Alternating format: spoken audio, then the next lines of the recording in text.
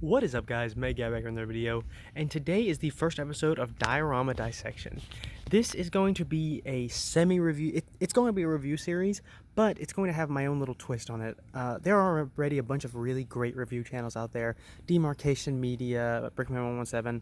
Those guys, they're experts at dioramas, at reviews. So what I'm going to do is I'm going to make mine a little bit different by talking about how you can use it in dioramas and its rating according to how good it is for dioramas, rather than just how it is as build and all that other stuff. Not that stuff's not important. Just for me, what I'm more concerned about is what it does in dioramas. So this set is really great. I mean, it's really great in that that basic review aspect, but it does have some small problems when it comes to the diorama ability of it.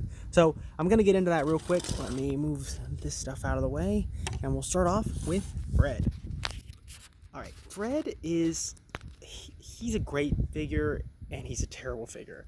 I am very happy that they went back to the old mold that they had in the Halo Legends vehicle, but the problem about it is they went with this like super bright blue, and it's a nice color in some ways. It's a nice color for a toy, and to me it still does look like a blind bag figure, but it also looks like a really good blind bag figure. So I'm a little bit I'm confused as to what I think about it.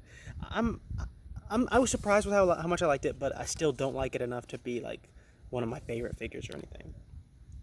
I think that it is going to probably turn some people off, and especially if you're having a more serious diorama with blue team in it, you're probably going to want to go with the Halo 5 Fire Team or Blue Team, Osiris, or Blue Team collection figure, because that will be a lot more serious looking. It kind of looks just better, has better paint applications. So, I mean, it's a decent figure, but they kind of went downhill from the last version.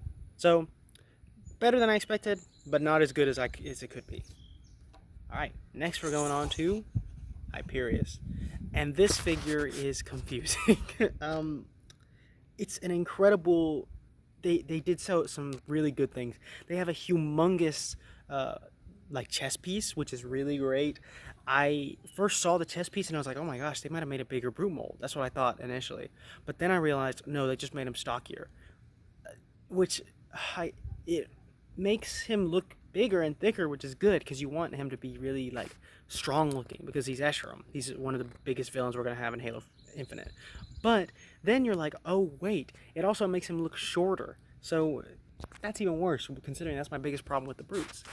Also, I don't know if you can see this through the camera, but he has really nice paint detailing on his face.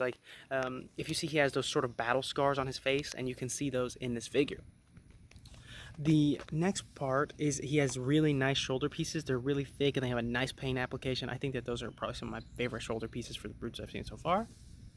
And I feel bad not liking this figure, but it's all because of the size of the brutes. If Mega would just increase their size, it would change everything. It would make all the brutes' diorama ability, I guess, increase by...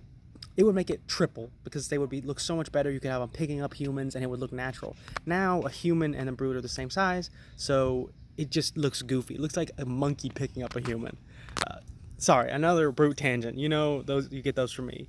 But this piece has great paint applications. Look at that silver texturing on the shoulders, or not the shoulders, like the collarbone and stuff. It looks incredible. Alright, and here is the main and my personal favorite part of the build, the chopper. The chopper is... I mean, it's a great vehicle. I've loved it in every single Halo game. The way you can just tear through vehicles and enemies with it is amazing. So, they did a great job with this. I was super happy with it. It fits the Banished aesthetic really nicely. They have these bullet holes, which look really good. It has this little side piece. I don't know why. I just think that looks great, the way they use this little piece that slides into that slot and sits there. It has a nice printed console. This is the view from the back. Most people aren't going to see the printed console, but they still add that detail, which I really, really appreciate, because I'm sort of a detail guy when it comes to dioramas, and I love seeing stuff like that. Here is the thing that I was really surprised by. So I have the old chopper right here. look at how much thicker this like chopper wheel is than this one. Or not, it's not the wheel, it's just the whole frontal build. It looks so much more intimidating. It looks like it could tear through a lot more stuff, and I think that they really improved the size aspect of it and the details. The only part that I like about the old chopper a little bit more is I do love this olive color. So I'm not going to take away points from this because the Banished aesthetic is this whole red and gray look. So they nailed that.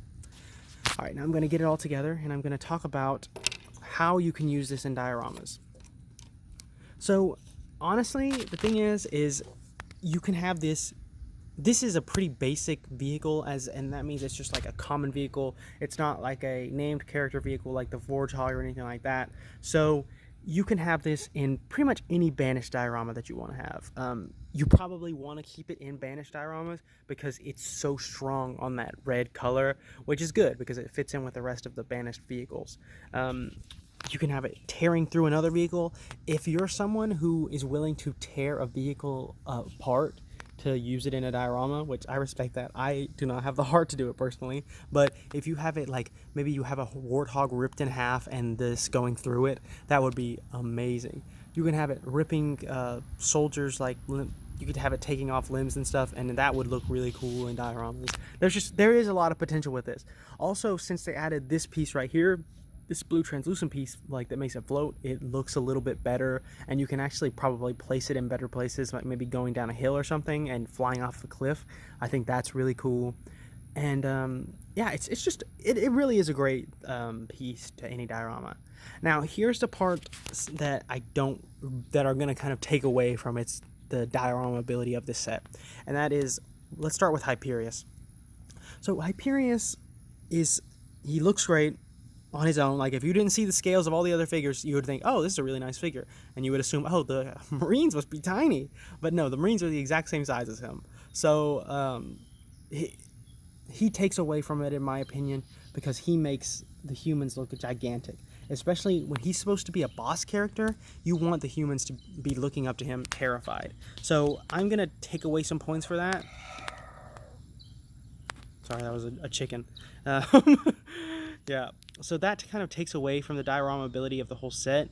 And yeah, great figure in a way. As a collectible, is a great figure, but as a diorama builder, I don't like him at all. I don't like him or the brutes. It's just the brutes. Any set that's going to include a brute is going to take away from me. All right, anyway, next is Fred. Fred looks a lot better than I expected, so I can't be too mad at him, but it's just he looks like a piece of candy. If you don't like your dioramas to have really bright figures in it, then he's not going to look good in it. Personally, I do sometimes, but those are more like subscriber dioramas. So I like him, I just don't love him. So I'm not going to take away too many points. Personally, I would give him like a 6 in diorama ability. Hyperious I would give a 5, and the chopper I would give like an 8 or 9 because it really does look great. So as a review, as a normal set review, not related to dioramas, if you're just going to have this as a display, I think this is like a 9 because it has 2 named characters and it has a chopper that looks really great. But saying that, as a diorama set, I think this set is going to get a 7 because I would give the chopper 9, but the 2 named characters and the way they look just doesn't really suit the dioramas that I personally would want to make. But yeah, I think that this is a good set. I recommend it definitely to pretty much everyone. And yeah, I really hope you guys enjoyed the video. Please like and subscribe, and have a great day. I'll see you in the next one. Bye.